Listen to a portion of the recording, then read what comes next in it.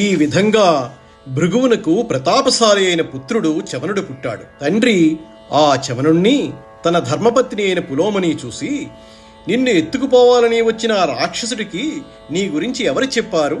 నువ్వు నా భార్యవి అన్న సంగతి ఆ రాక్షసుడికి తెలియదు కదా, కోపంతో ఇప్పుడే అతన్ని శపిస్తాను అని అన్నాడు. ఆమె తన గురించి అగ్నిదేవుడు చెప్పాడు అని చెప్పింది.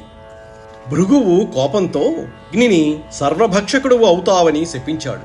భృగువు ఈ విధంగా శపించేసరికి అగ్నిహోత్రుడు హడలిపోయాడు. ఇప్పుడు అగ్నిహోత్రుడు తినకూడనిది అంటూ ఏదీ లేదు. అన్నీ తినడం అనేది చాలా బాధాకరమైన విషయం. శవం దగ్గర నుంచి ఆయనలో పడేయాలి, కానీ ఆయన కాల్చనిది అంటూ ఏమీ ఉండదు.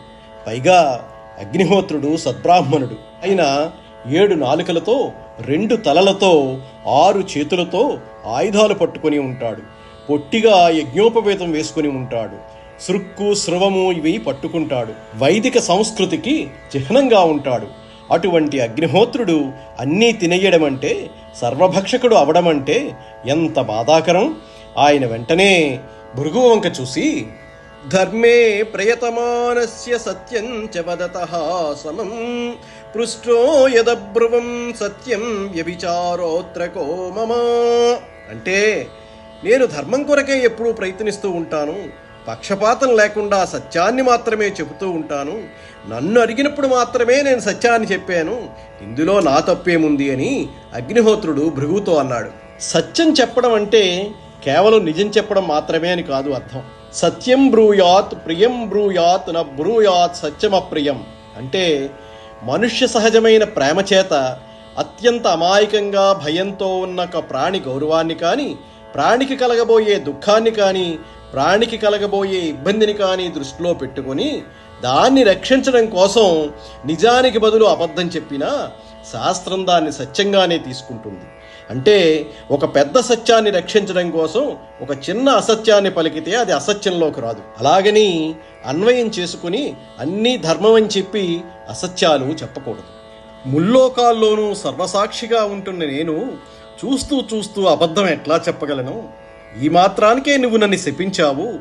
నిన్ను తిరిగి శపించే శక్తి నాకు లేదనుకుంటున్నావా అంటూ అగ్నిహోత్రుడు అడచినన్ తిట్టినన్ మరి మహాపరుషంబులు పల్కి అల్కతో పొడిచినన్ ఉత్తమ ద్విజులు పూజ్యులు వారలకెగుసేసినన్ చెడు ఇహంబు పరంబున్ ఇది సిద్ధము కావుటిరింగి భక్తినెప్పుడు ధరణీసురోత్తములన్ పూజల తన్పుదున్ అల్గబోడుదున్.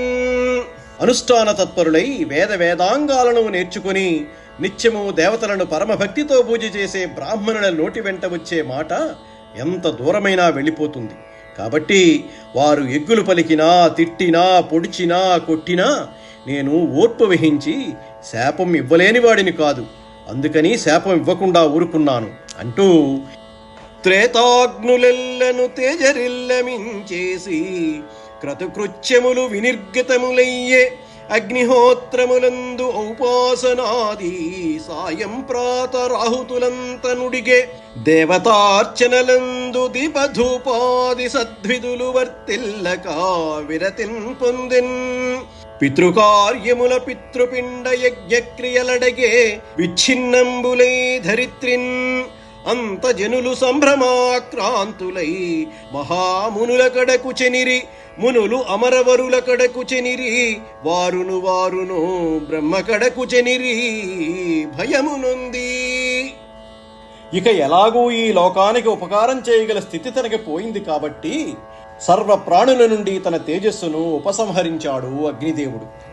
ఆహవనీయం, దక్షిణాగ్ని, గార్హపత్యం అనే త్రేతాగ్నులు ప్రకాశించకపోవటం చేత యాగకార్యాలు లోపించాయి. అప్పుడు అగ్నులందు ఉపాసనం మొదలైన సాయంకాలాలలో, ఉదయకాలాలలో చేసే హోమాలు లేకుండా పోయాయి. భూమి యందు పితృకర్మలందు పితృదేవతలకు ఈదగిన పిండాలు, యజ్ఞకార్యాలు భగ్నాలై నశించాయి. యజ్ఞయాగాదులు ఆగిపోయాయి, నిత్యాగ్నిహోత్రాలు ఆగిపోయాయి, దేవతలకు హవిస్సులు ఆగిపోయాయి, పితృదేవతలకు కవ్యాలు ఆగిపోయాయి, పిండ ప్రదానాలు ఆగిపోయాయి, ఇక్కడ వర్షాలు ఆగిపోయాయి. లోకమంతా సంక్షోభంలోకి వెళ్ళిపోయింది. భయపడి ప్రజలందరూ మునుల దగ్గరికి వెళ్ళారు. మునులు దేవతాశ్రేష్ఠుల వద్దకు వెళ్ళారు. ఆ మునులు దేవతలు భయపడి బ్రహ్మదేవుడి చెంతకు వెళ్ళారు. అప్పుడు చతుర్ముఖ బ్రహ్మగారు అగ్నిహోత్రుని పిలిచి,